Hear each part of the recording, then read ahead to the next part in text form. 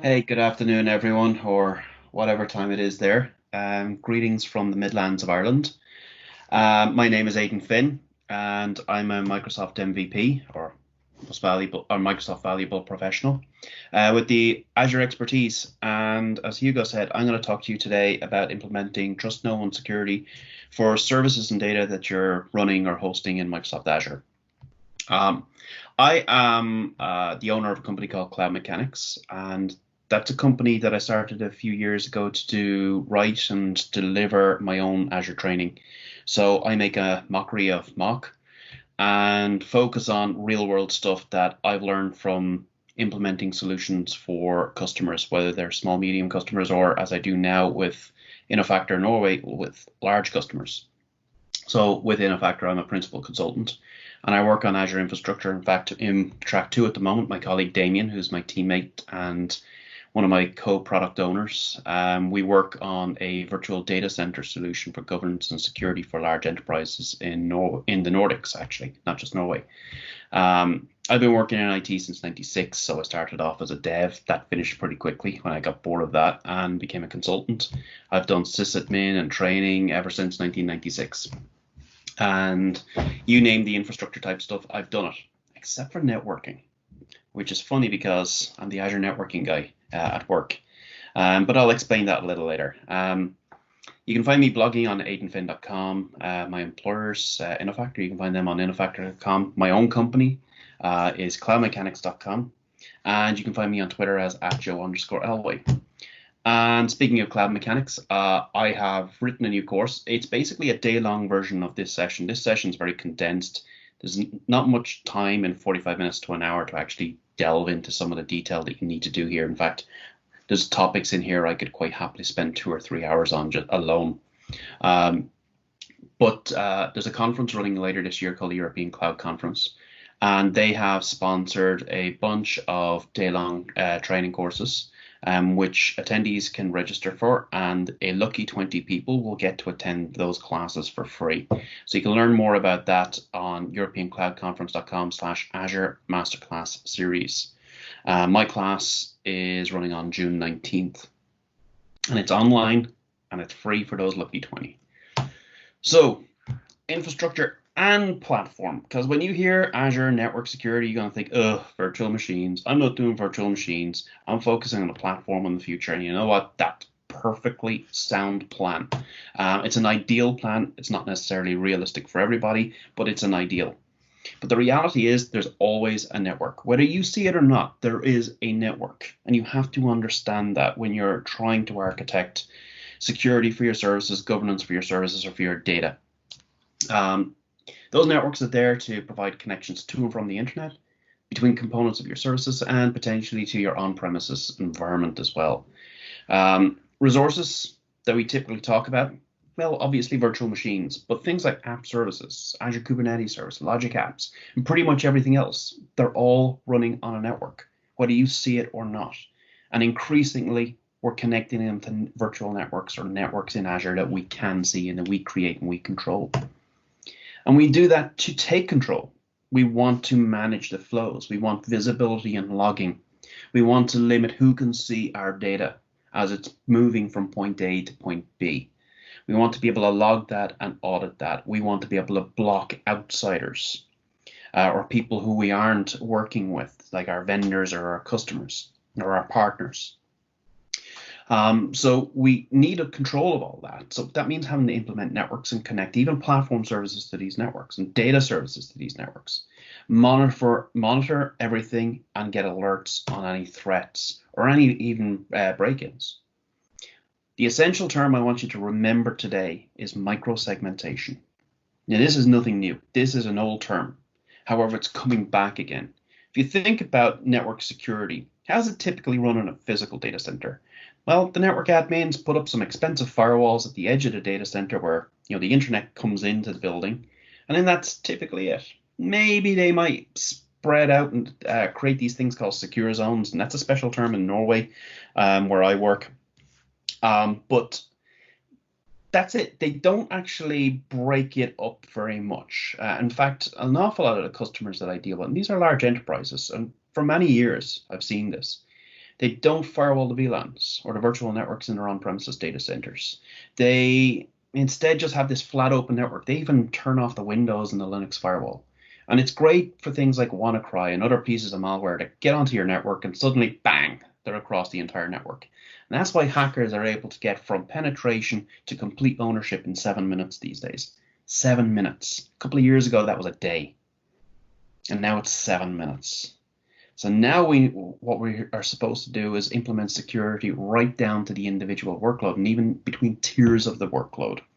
So your web servers, your functions, your databases, all those things should have their own network security and only allowing communications from the appropriate clients or servers and only for the correct protocols and port numbers. To implement security correctly in Azure, we do have to get back to basics. Even if you think you know Azure networking, you probably don't. And that's the reality. I deal with this all the time, even in my previous role where I worked with Microsoft partners and getting them up to speed on Microsoft Azure. A lot of them thought they knew Azure. And as it turned out, at the end of a training course, they'd come up to me and say, yeah, it turns out we didn't really know Azure. So I'm going to start off, and I've already told you this. I am not an on-premises network guy. I've never been that person. I was always the Windows guy and the System Center and then the Hyper-V guy. I have never created a VLAN in my life. And you're thinking, why am I listening to this guy about network security? It's because I know Azure networking really, really well, and I know how to secure it really, really well.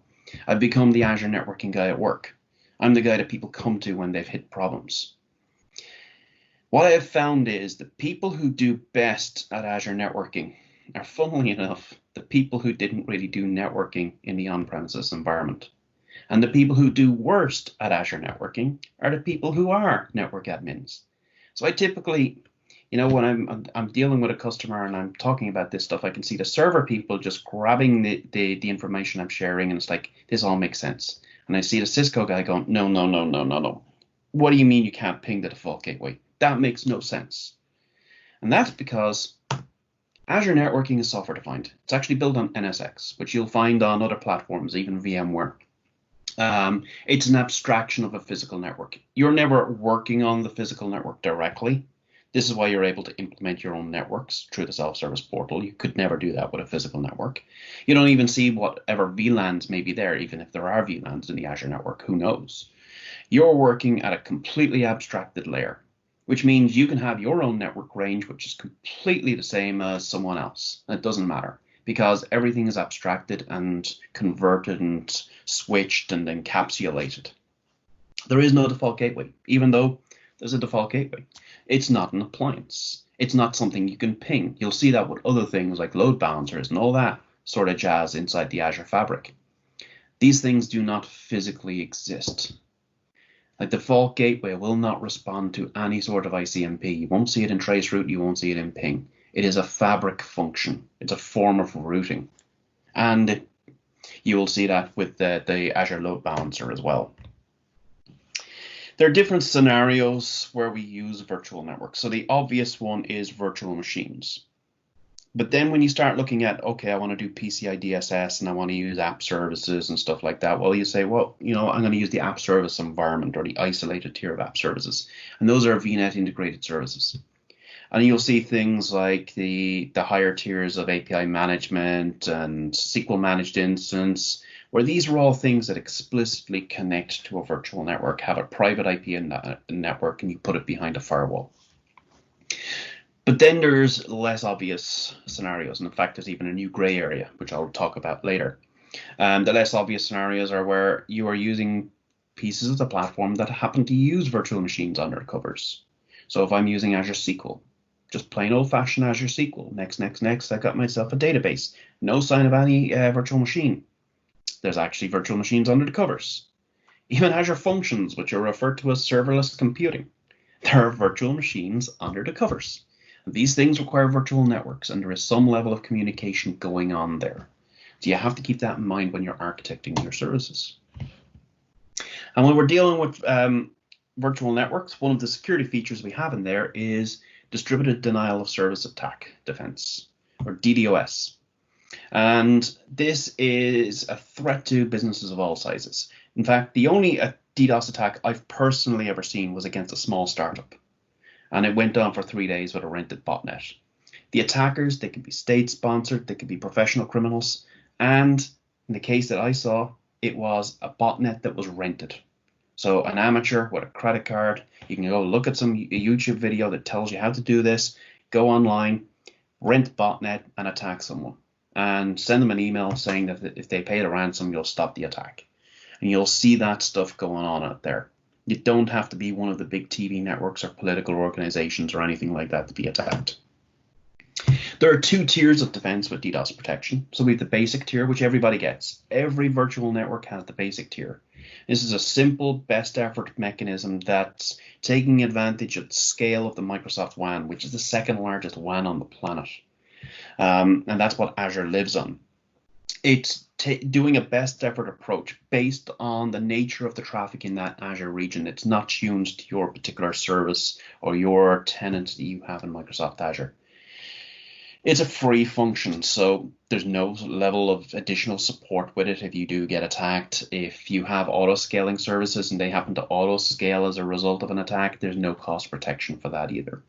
However, if you do see yourself as being someone who might be attacked, you should look at the standard tier of DDoS protection, albeit that thing costs nearly $3,000 a month to turn on for up to 100 IPs, or public IPs. You would typically turn that only turn that on in the virtual networks that do have public IP addresses, because that's where it's only a benefit. And the standard tier does include things for cost protection of scale out. It is tuned using machine learning to your particular network. Now, the wrong thing to think here is, right, I'll turn that on when I get attacked and that'll be cool. No, because the machine learning takes approximately 2 weeks to learn the patterns of your virtual network and the spikes and the falls to understand what's an attack versus what's not an attack in terms of volumetric attacks. So you will want to turn this on in advance of the attack. So you really do need to expect an attack, or something that you say that if I am attacked, it's going to cost me an awful lot of money, and I can afford that, nearly $3,000 per month of insurance. And there's a lot more features to it as well, including advanced support who will kick in the event of an attack and help you tune the environment and tune the protection to mitigate that attack as well. And DDoS protection, it protects your public IP addresses. So we do need to talk a little bit about public IP addresses. The default behavior in Microsoft Azure and any cloud is everything's just public. That's just the way it is. If you go next, when you're creating a VM, once upon a time in the Azure portal, every VM got a public IP address. Now think about that in your on-premises environment. Would you do that with every server? I hope not. Would every server have a public IP address? Sounds a bit stupid, right? It's a huge attack surface that you would have to protect. And we do the same thing with platform. We go up and slash out some SQL databases, some Cosmos DB, and some app services. Everything's public. Yeah, everything's public. It's a huge attack surface you now have to protect. So we should be limiting that attack surface, only making things available through a small number of public IP addresses, where we've got the security mechanisms in place run by the people who understand security. Worst person to run security in my mind is a dev. And because the dev isn't focused on that stuff, the dev is focused on getting the business functionality up and running. They don't understand things like security and governance and compliance. That's not their core skill set. The security people should be running that stuff in a central point and making the services available through their secure mechanisms. So you can do things like using Azure Policy to limit the ability to create public IP addresses, for example. And then we can implement a basic layer 4 security using network security groups. And network security groups are a free form of transport layer or layer 4 firewalling. So we can create firewall rules for TCP, ICMP, and UDP. This is done using a resource called a network security group, or an NSG. And we associate that with a subnet. Now, earlier on, I was watching a pretty good session on Azure security fundamentals, and the speaker was talking about using Security Center. And there are merits and demerits to using Security Center. One of the negatives is it will give you some advice that's actually incorrect based on product group best practices. And one of those is how we deal with network security groups. Security Center will advise you to implement security groups with every NIC of every virtual machine. And that's crazy talk. Best practice from product group is one network security group for every subnet. And don't reuse network security groups across subnets. So each subnet has its own individual network security group. And that can control the inbound flows and the outbound flows as they hit that subnet. And that includes traffic in between services that are connected to that subnet as well. Typically, I only configure the inbound rules because I handle the outbound rules a different way, and we'll have a look at that later. Inbound rules, there are some default rules in there, so everything from virtual network is allowed in. Now, virtual network in that case has an interesting definition. Virtual network means, yes, everything in my virtual network that I created, but also every virtual network that is paired with my virtual network, and every other network that has a private connection across ExpressRoute or site-to-site VPN. So if I'm trying to do micro-segmentation, using these default rules is bad. So I always override them, and you'll see that in an example in a moment. You'll see things like allow load balancer in. So that's the probe from the load balancer in the fabric, using a fixed public IP address, which begins with something like 168 as a source, and deny everything else. But that deny everything else is pretty useless if you have a complex network, and you end up having to implement your own deny everything else. And then we have the outbound default rules. You have to be really careful with that, because especially with virtual machines, because you're going to have lots of these extensions in Azure, like Azure Site Recovery, log analytics extensions, etc., which are all going to try to communicate with Azure. And if you haven't implemented the rules to allow those communications out, you're going, oh, I'm going to block everything that's not anything to do with my service. Then all those management features are going to stop working. So you have to really understand everything. This is why I like to do that at a central point. And I control my outbound flows at the firewall, at the hub of the network, rather than on the NSGs. And the rules are pretty simple. If you've implemented Linux or Windows rules or any basic firewalling, the rule configuration and setup is pretty simple. The trick here is to be as precise as possible. And as generic rules at the top, precise rules at the bottom, and then finally a deny rule that blocks everything. So you have your priority to order your rules, a name that's friendly. Use a good naming standard that describes what the rule actually is and what it's controlling. Your port and protocol to control the actual traffic flow, the source and destination, which can be a number of different things from IP addresses, CIDRs, service tags, which are abstractions of Azure services, so you don't need to know their IP addresses, and application security groups, which is another form of abstraction for virtual machines. So you can create tiers of a service using virtual machines, and in each tier, you take the NICs and add them to an application security group. So you don't need to know the IP addresses of the tiers, especially if you're doing auto scaling or you're using dynamic IP addressing. You just need to know the name of the application security group. It's also great for screenshots because you just take a screenshot and that's your documentation. And then your action, whether you're allowing or you're denying that particular flow. So I've talked about those labels, so we'll quickly move on. The service tag, yeah, I've also mentioned that, but I'll repeat it. Virtual network is dangerous, so beware of, trusting everything from virtual network and just assuming that it is that particular virtual network. As I said it before, it's paired virtual networks, ExpressRoute connected networks, and VPN connected networks. If you are going to implement micro-segmentation or you're going to secure a service against every other virtual network that you may have, you will need to put in your own deny rule at the end of your rule set to block or basically override the default rule that allows everything from virtual network. And here we have a simple NSG rule set. So we have a web server subnet that has a set of rules, and you'll see rules 100, 200, and 300. As a packet comes in, it hits 100, and if it gets a positive match, it passes through. If it doesn't, it goes to 200. If it doesn't get a positive match there, it goes to 300. And there you'll see my deny everything else. I'm not waiting for the default rules to kick in because I don't trust them. I'm implementing micro-segmentation. So I want to make sure that no matter where that packet comes from, whether it's another subnet in the same virtual network, another virtual network that's paired, or an on-premises network that's got an ExpressRoute or VPN connection, if it doesn't get hit by rule 100 or 200, basically HTTP or HTTPS traffic or load balancer probes, then I'm denying it. It is not allowed into that web server subnet.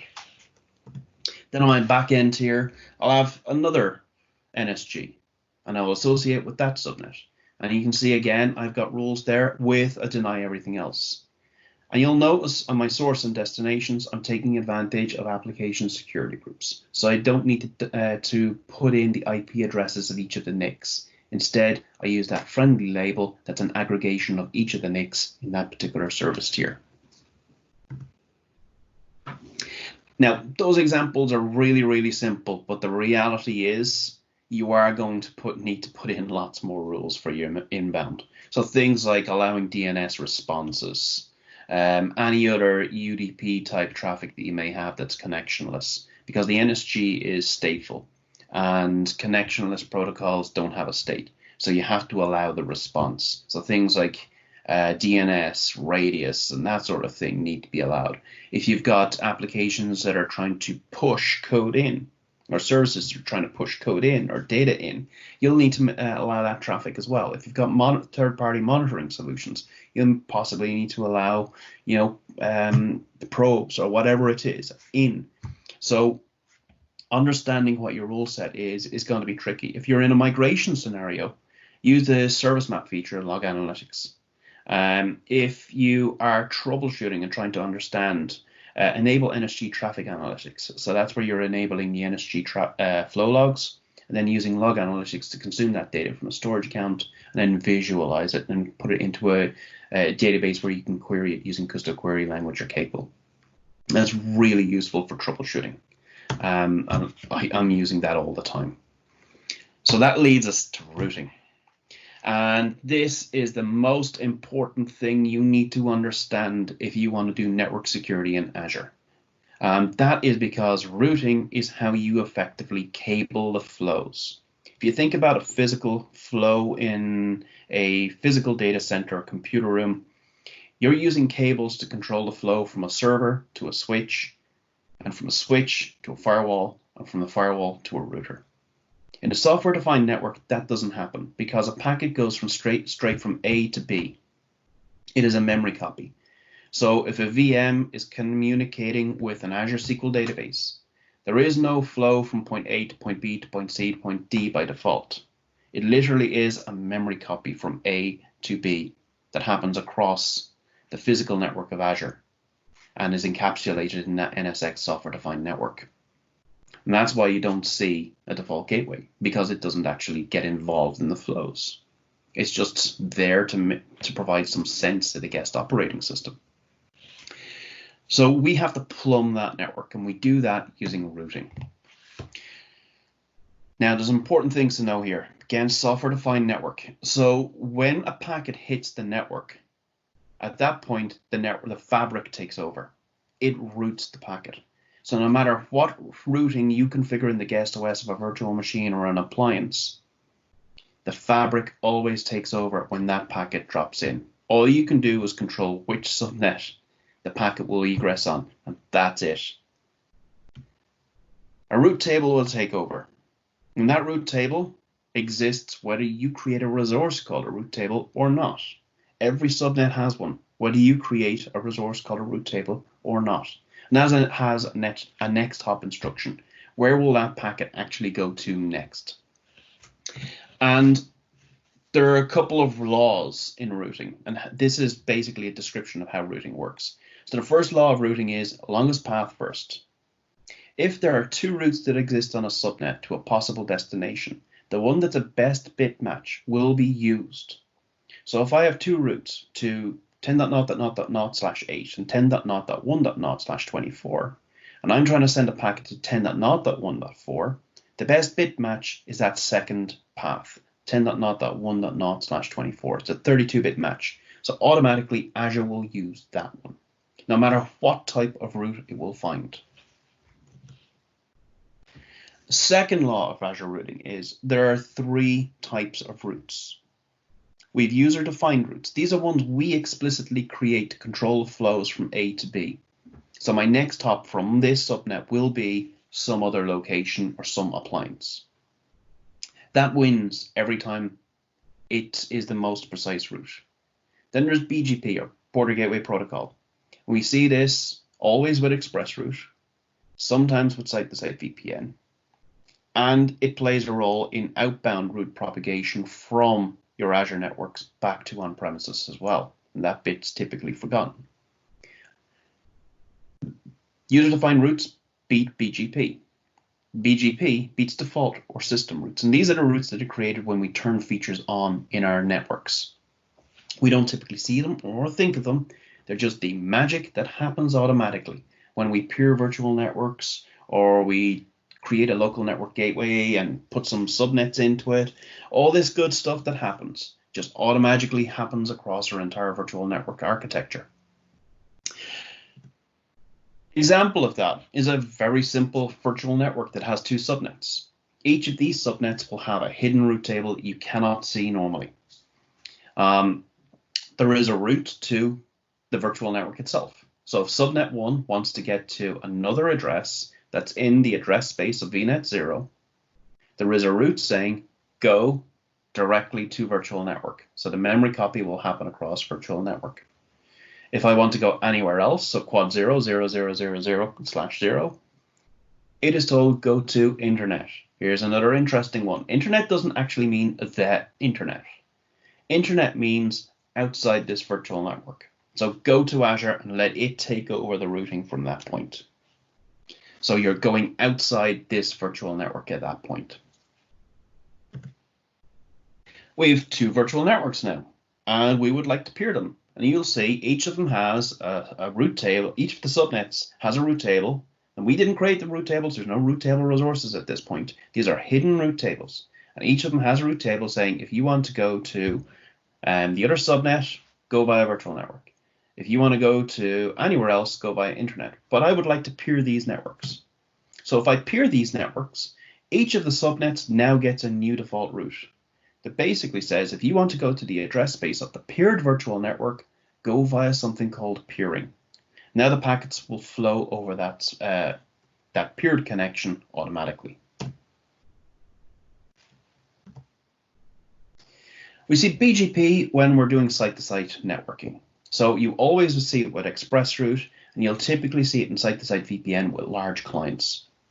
If a customer has a small number of on-premises networks and they're doing site-to-site VPN, they may not want to configure BGP, and you might configure static routes in the local network gateway. However, BGP actually still plays a role because the gateway subnet will still propagate those statically defined networks, those statically defined on-premises networks in the local network gateway to the rest of your hub virtual network and any peered spoke virtual networks you may have as well. But if we do have BGP from on-premises, the route will be propagated up through that site-to-site network connection to the gateway subnet. And you can see there is a BGP route there. Doesn't even need to be a route table created by us. This just happened under the covers in the fabric and is maintained by the fabric for us. That is then propagated out to other subnets that may be in VNet 0, but also to any peered virtual networks where we have configured gateway sharing. So at this point, we have a hub and spoke architecture. So each of the spokes, so VNet 1 and VNet 2, have use remote gateway turned on, and the hub, which is VNet 0 on the left, has gateway transit turned on. Now that BGP route is propagated out to each of the subnets in our spokes, but also the routes to those spokes are propagated back to the gateway subnet and the gateway and pushed back down to on-premises via BGP as well. BGP beats default. So now if I have a default route for 10.1.0.0/16 and a BGP route to the same location, the default route is deactivated in that fabric maintained route table and the BGP route takes over. It becomes the active route, the winner. This brings us to user-defined routes. Now we want to start controlling the flows. Where do you start seeing these for the first time? It's when you implement a firewall.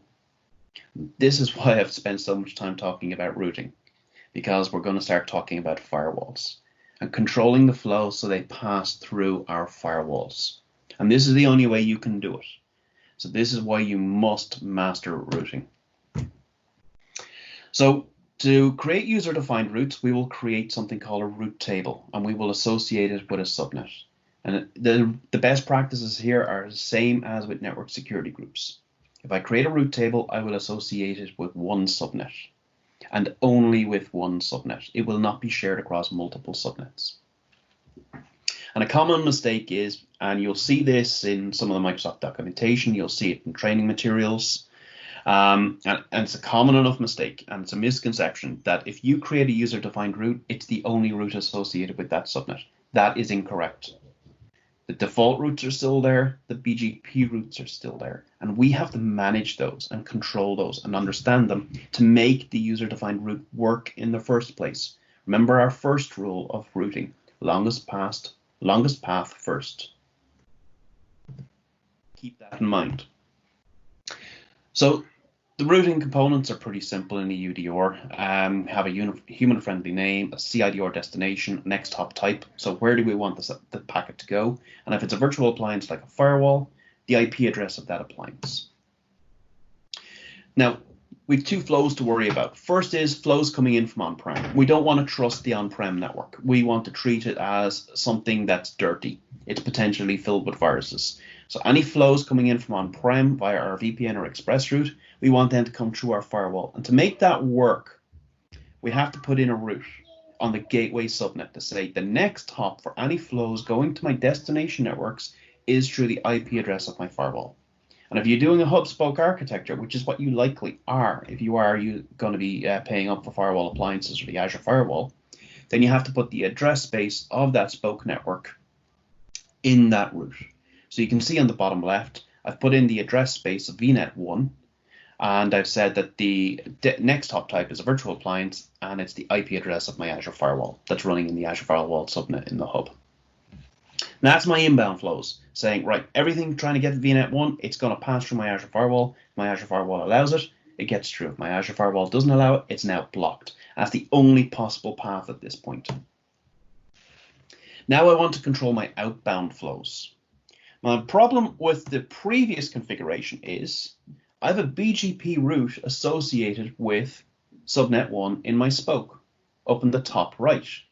You see that BGP route? That says, hey, if you want to get to on-prem, you're going to go directly to Virtual Network Gateway. Now, the diagram may make it look like that the packets have to go to the Azure Firewall, but remember, in software-defined networking, packets go directly from source to destination. There is no hop in between. So right now, any packet leaving subnet 1 and VNet 1 will go straight to gateway subnet if it wants to get back to on-prem. But I don't want that flow. I want it to go through the firewall. So to make that happen, I have two things I need to do. First is I'm going to disable BGP propagation. How do I do that? I am going to create a route table resource and associate it with my subnet in the spoke. And then in there's a setting called disable BGP propagation, and I turn that on. Now all the BGP routes that were coming from the gateway subnet disappear from that spoke subnet. And then I'm going to add a user-defined route or a UDR saying if you want to get to anywhere quad 0, 0, 0, 0, 0, /0, you will go through virtual appliance, and the IP address is the IP address of my Azure Firewall. Now, any flows leaving that subnet with an asterisk will go through the Azure Firewall. Now, you'll notice I said any flow, and then I put asterisk. Notice we still have default routes there. So there are still routes that are more precise and will still be used. And if you want to control those, you will have to create user-defined routes for those as well. Now, if you're clever with your architecture, you won't replace them and you'll actually use them. But I don't have time for that today. So how do we view these route tables? Well, the route table that you create, the resource, that's simple, you just open it up. But what about the hidden route tables, the fabric ones? Well, right now, there's only two ways of figuring out what's in there. The first is you happen to have a virtual machine that's allocated and has a NIC on the subnet. You go to the NIC and you click View Effective Routes, and you wait about a minute or two, and then you'll get a dump of all the particular routes that are applied to that subnet. So the default routes, the BGP routes, and any user-defined routes. And you'll see which are active, which are inactive. So which ones have been turned off by the priority? So that's law number 2, where UDR beats BGP beats default. Then you have the other one, which is I don't have a NIC that's allocated. I have a subnet that's only got app service environment on it, or it's only got Azure Firewall on it, and I can't put a virtual machine on there. How do I figure out what the routes are on that subnet? Well, the answer is you have to learn how routing works and either figure it out in your head like I do, or start writing it down on maybe a whiteboard like Microsoft Whiteboard or a piece of paper and drawing out everything. Now, Microsoft have heard the feedback because I'm reminding them nearly every month, to be quite honest, the guy who actually owns this. I am pounding on them saying we need to be able to view effective routes on a subnet level rather than on a NIC. But right now, you need to be able to understand how routing works to be able to figure out what's going wrong on a flow. And this is really important if you're trying to implement firewalling. So, summary of my laws of routing. Longest path first always wins. So the best bit match, no matter what the priority actually is, always works. If you have multiple routes that have the exact same CIDR or prefix or destination, then BGP beats default, UDR beats everything else. But if there are different priorities, then they remain active. And that's when LPF kicks in again. And just because you can't see it, it doesn't mean it's there. There are always default routes. So even if you don't create a user-defined route, you don't create a route tail, there are still default routes, and there's a good chance there's BGP routes there as well. And you need to understand how they get propagated around and turned on. Routing needs to work both ways. So a common mistake I see with people configuring routing is they configure how the packets gate from the client to the server, but they don't configure the response. So you need to do that as well. And if you have firewalls implemented in Azure networking, if you have complicated flows and something breaks, it's always routing. The on-prem rule of troubleshooting networking is it's always DNS. It's always routing, unless it's DNS. Because still, sometimes you can have name to IP address resolution issues in Azure as well, particularly in your, actually not just in virtual machines, but also in services where you're creating custom names. So I've seen that, for example, with API management for internal API or API consumption. So this brings us to the firewalls. Actually, routing is most of the architecture of firewalls, to be quite honest, especially if you're using Azure Firewall. Azure Firewall is just dead easy, and all of the engineering with it is actually routing. If you're using third-party firewalls, yes, the same routing. In fact, it may even be more complex, has to be implemented. And you have other things to deal with depending on the firewall appliance, its brand, and whether you're doing HA or not. But that firewall, do you need one? It's an expense. I've got these free NSGs. Do I need a firewall? And the reality is, if you're doing anything but the most simple Azure networking, yes, you need a firewall. You still need a central point that provides your network security. It's where I happen to control my outbound flows, because it's much easier to control them here when I've got my quad zero routes in each of my spokes. And I can also control outbound flows based on names, depending on my brand of firewall as well here, rather than just doing simple TCP UDP rules. We can also use it as a form of as a router. So if I have multiple spokes, by default, spokes in a hub and spoke architecture can't route to each other. They need some sort of next hop in a hub to be able to get to the other spokes. So we can use our firewall for that function as well. So it's more than just simple firewall ruling. And as I said, we can also use this firewall for FQDN support for things like Azure SQL and websites and stuff like that as well. Now, what are you going to choose from your firewall? Are you going to go with the platform, which is the Azure Firewall, which is basically firewall as a service? No need to configure any VMs or NICs or HA or anything like that. It just happens automatically for you, automatically scales out up to 30 gigabits per second by default, and can actually be extended with a support call. No sort of OS maintenance or any of that junk. Or do you go with a third-party appliance?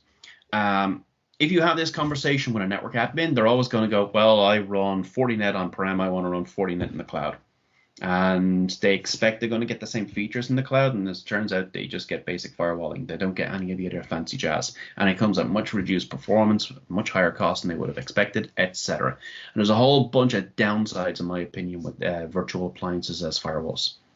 As a cloud guy, as a person who wants to use as much platform as possible, the Azure Firewall is a much better choice. And one of the things I really like about this, and when you start talking to people who are working in DevOps or developers or people who want to use the cloud the way the cloud should be used in a mid to large enterprise, and you're doing infrastructure as code, which is what my colleague Damien's talking about right now over in track 2, you can manage the Azure Firewall entirely as code. So it's, yeah, I can use the central console in Firewall Manager, and I can use its policy engine, and that's great. I can do simple resource management where I can configure the rules just inside the resource itself in the Azure portal if I have only one firewall. That's fine, but I can manage this as code. I can store my code in GitHub or DevOps and pull it down VS Code, tweak my rules there, do a pull request. The security officer can do a review on the merge, and if the security officer is happy, they approve the merge, and then the pipeline kicks in and then deploys out my rules. And I have a rollback mechanism. And you know what? It's also my CMDB, my configuration, my documentation. That's cool.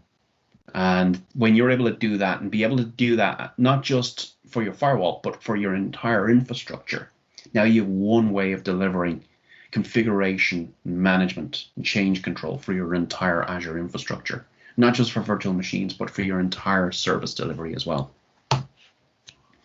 Instead of having some network person who spends 3 days trying to create a rule for you in a console or in a portal.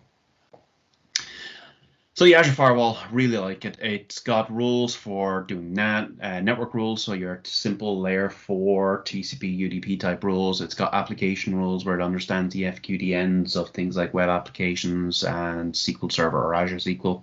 It's got a threat intelligence feature for looking at flows and seeing if they're going to or from dodgy locations. That one I only put in alert only mode. I don't let it block because it's using some third-party databases which aren't entirely the most reliable, especially when they start marking CDNs or content delivery networks as possible sources of threats, because then functionality that's completely legitimate breaks. But it is useful to have that alerting there and be able to have a look at it. And if you have a look at what Paul presented on earlier on Sentinel, you might understand how you can start automating the resolution and investigation of those alerts as well.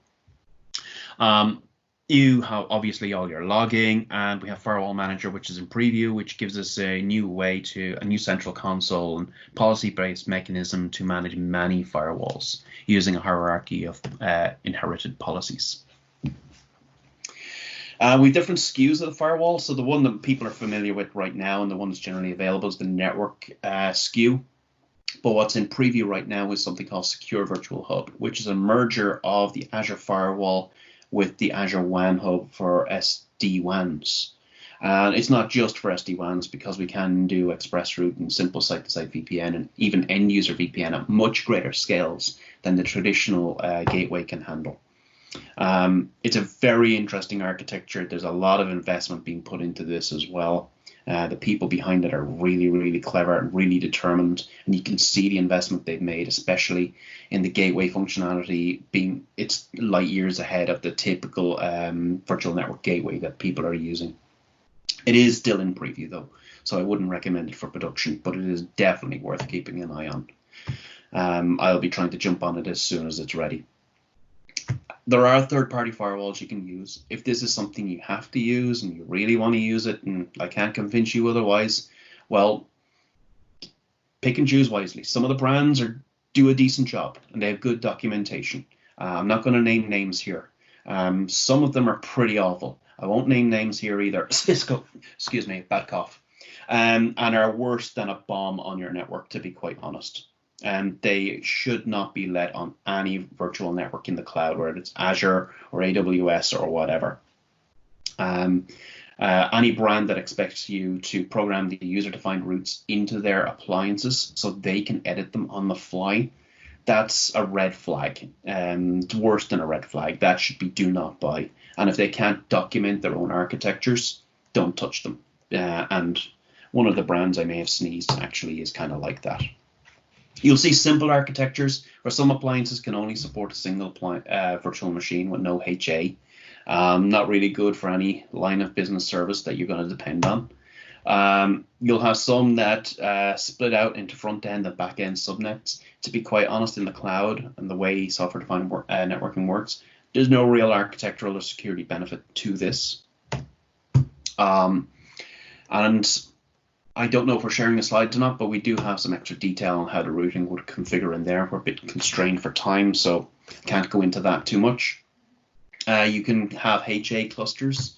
Most will actually only do active passive, so you only get the throughput of one virtual appliance. There are a handful of brands out there that do active configurations and will support more than 2 nodes as well. You'll note in the architectures that the inbound flows must come through a basic Azure load balancer, and the outbound flows can egress through a standard load balancer. Some of the brands out there don't support a back-end load balancer, so you will have to create user-defined routes to go to an individual NIC and then change them. And that's where some of these brands require you to program the possible UDRs into each of your appliances, which are managed as individual appliances. So you have to double the amount of effort you do on an operational basis, which is just crazy stuff in this day and age. So there's lots of stuff to have a look at in there. But my recommendation would always be Azure Firewall first, third party, like 10th. Those firewalls, they do basic stuff. They don't understand the application layer. They don't understand things like SQL injection attacks and malformed HTTP requests and all that sort of functionality. And this is where you get an appliance or a service or a resource called a web application firewall, or a WAF. And this is a firewall that's focused on HTTP or HTTPS traffic, where most applications are being built in the cloud today. So Microsoft are seeing a lot of customers who are saying, you know what, I don't need ExpressRoute or site-to-site VPN. I'm going to consume all of my services over HTTP or HTTPS, because that's all I'm going to build. And if I can get myself a low latency connection with an ISP, that will be more than enough for me. So this is different than your classic firewall. In fact, a lot of the time, with our customers, we're typically putting in this side by side with the classic firewall. There are a number of different options here. So you have third-party WAFs that run as appliances on your virtual network. You will have a third-party cloud service that can run in one or more locations around the globe. There's a number of brands out there that offer that sort of functionality. And then we have 2 WAFs. Well, there's kind of a third sort of here at the moment, but we have 2 WAF options from Azure itself. We have the Azure Application Gateway WAF, which is an Azure Application Gateway is a layer 7 load balancer that understands HTTP, HTTPS, and we can add WAF functionality to it, and that runs on a virtual network. And then there's a service called Front Door in Azure, and this is a global service that reduces the latency between clients and your services running in Azure by getting those clients' flows into the Microsoft WAN using these 170 plus edge data centers that run around the world. That gives them a lower latency connection than just going straight across the internet to the Azure region where the service is running. And the WAF can run there as well. So basically block the bad stuff at the edge of the network before it ever gets in. So there's a few places we can actually run the WAF. You can run it centrally. So if it's a network-based WAF, you can put this on a hub network, and it's managed by the security experts. And every service that you're running in your spokes will be published through these WAFs, because there might be more than one of these depending on the scale of your network, the amount of traffic you're actually putting through. Now the security people are running this. Now that does have an impact on delivering new services, because there's a process that's got to be done, but realistically there's a process that should be always done to expose a valuable service to the internet.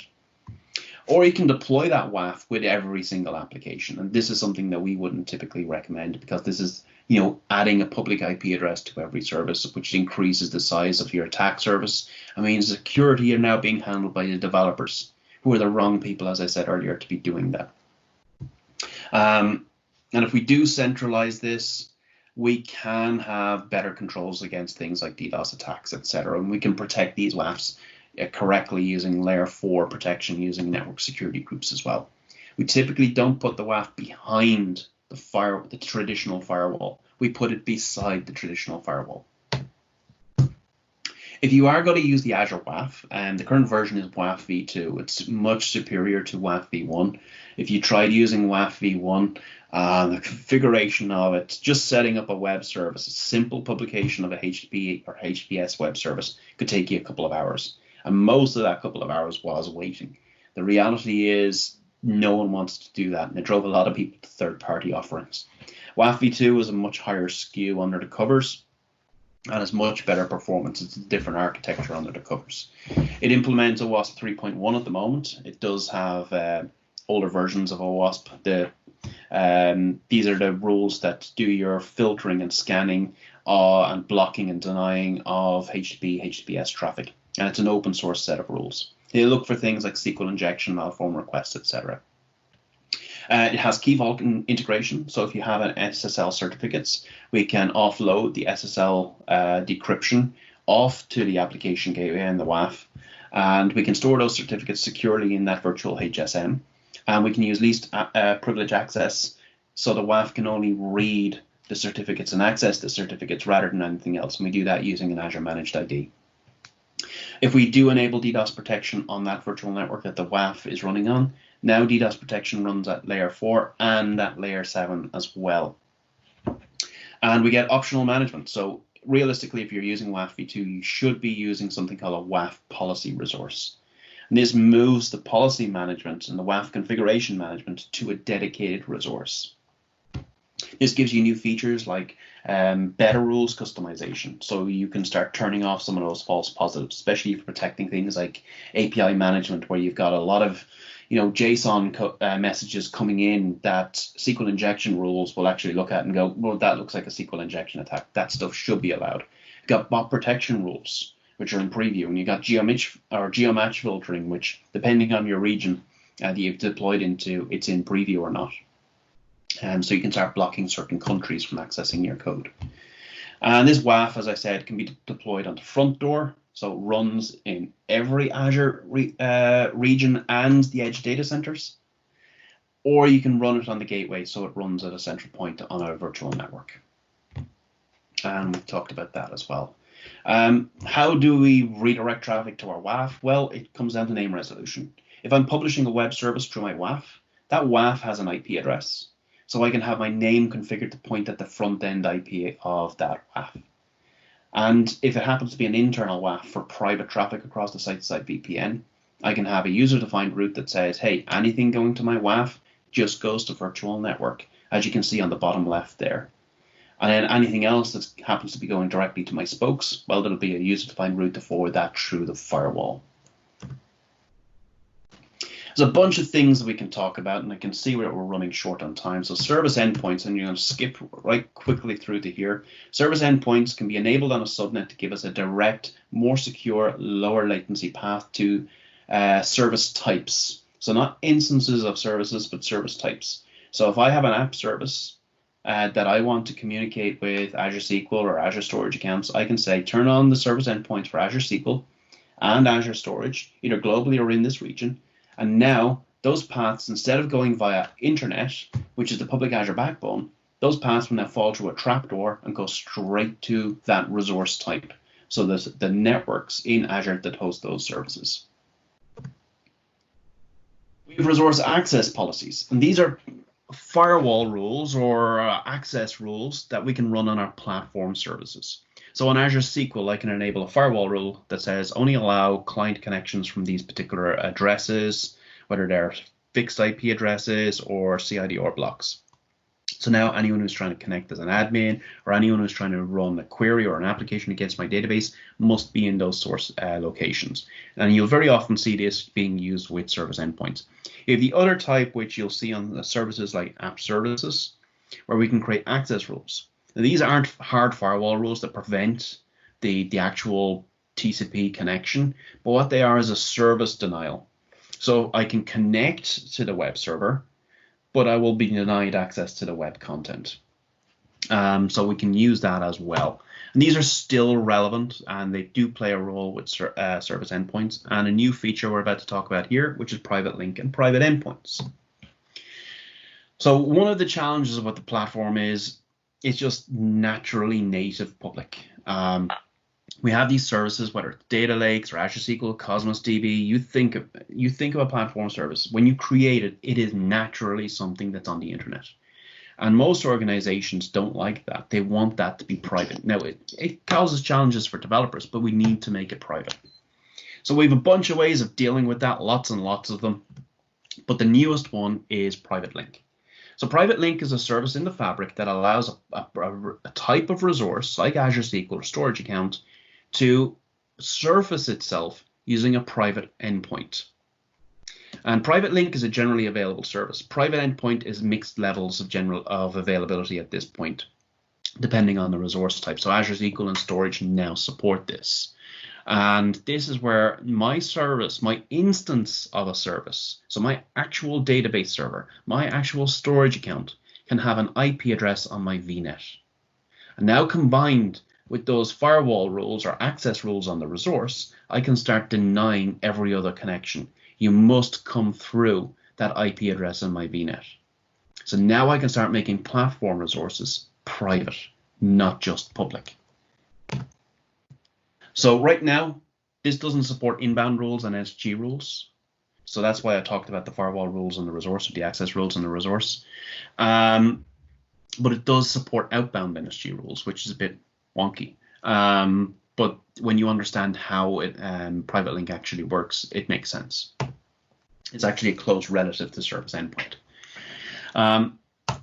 You implemented your security, great. Now you need to monitor it. So there's already been sessions earlier today about Security Center. So you need to basically use Security Center. You can use the free tier to do your configuration. Do bear in mind, some of the recommendations are based on non-best practices that came out of a different product group, not Azure networking.